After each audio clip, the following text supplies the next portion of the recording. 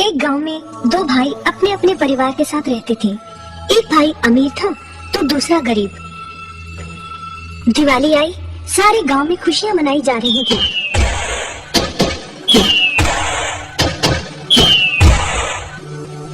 परंतु छोटे भाई के पास तो खाने लायक भी कुछ नहीं था। वह बड़े भाई के पास मदद मांगने गया। बड़े भाई ने दुत्कार कर बैरन वापस भेज दिया। बेचारा उदास लौट रहा था कि रास्ते में एक बूढ़ा दिखाई दिया। बूढ़े के पास लकड़ियों का एक बड़ा सा गट्ठर था। बूढ़े ने उससे पूछा, क्या बात है बेटे, बहुत उदास हो? दिवाली पर तो खुश होना चाहिए।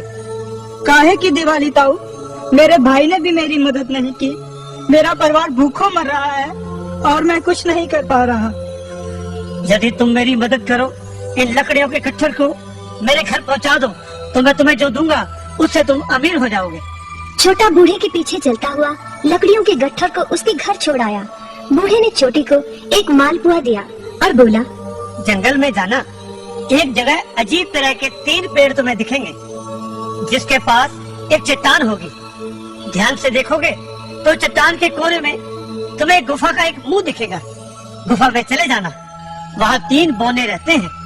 मालपुआ उन्हें बहुत पसंद है, वैसे किसी भी कीमत पर छोड़ेंगे नहीं।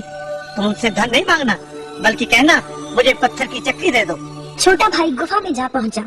उसके हाथ में मालपुआ देखकर एक बौना बोला, ये मुझे दे दो, मैं तुम्हें इसके बदले में जो कहोगे दे दूंगा। छोटा बोला, मुझे बस अपनी पत्थर की चक्की दे दो।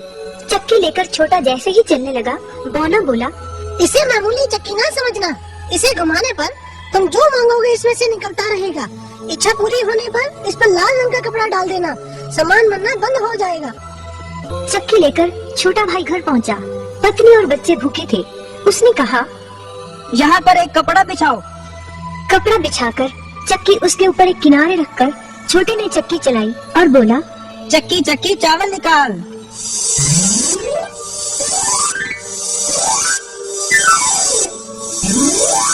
बस चावलों का ढेर लगना शुरू हो गया।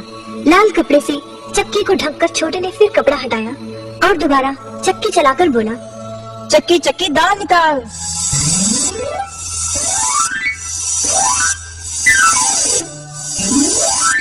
ढेरों दाल निकलती रही। थोड़ी देर बाद छोटे ने चक्की को ढक दिया। दाल चावल बनाकर सबने अपना पेट भरा। रात सबने चैन की नींद ली। बचे हुए ढेरों चावल और दाल को लादकर छोटा अगले दिन बाजार में बेच आया। वापस आकर उसने फिर वही क्रम अपनाया और इस बार ढेरों गेहूं, चावल, भिन्न भिन्न दालें चक्की की मदद से निकाली और बेचकर ढेरों पैसे कमा आया। दिनों में ही वह अपने भाई से भी ज्यादा अमीर हो गया। चक्की की मदद से कभी घी, कभी तेल, कभी नमक, कभी मसाले, कभी बादाम, कपास, जो चाहे उसे प्राप्त होता रहता था। बड़ा भाई उसकी खुशहाली से जलने लगा।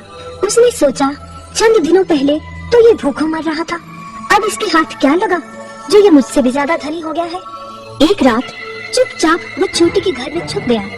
सारा भेद उसके आगे खुल गया।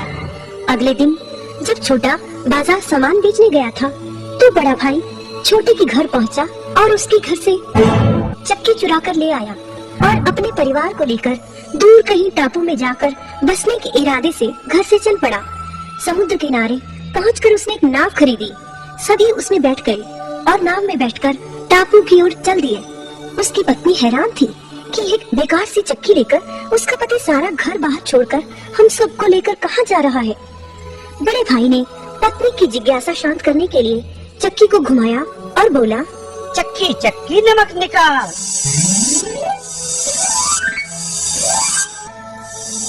बस फिर क्या था, नमक का ढेर नाव में लगना शुरू हो गया और नाव डूबने लगी।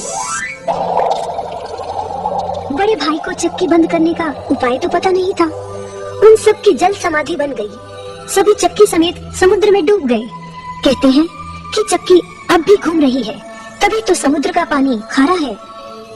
शिक्षा, लालच बुरी बला है।